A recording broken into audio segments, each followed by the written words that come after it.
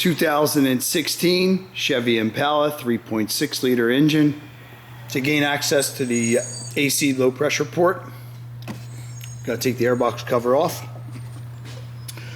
There are number 3 Phillips screws and a straight slot screwdriver, or a regular screwdriver, or an 8mm socket.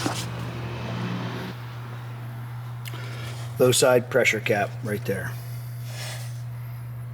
Right there. Low side pressure cap. There's the high side. It's where the airbox used to be. You got to take the airbox cover off, take the air filter off. You got to take this out. A little bit of a trick getting it out the way it sits in there, but it's pretty simple. Rubber grommet, pop that one first. And you got that one there.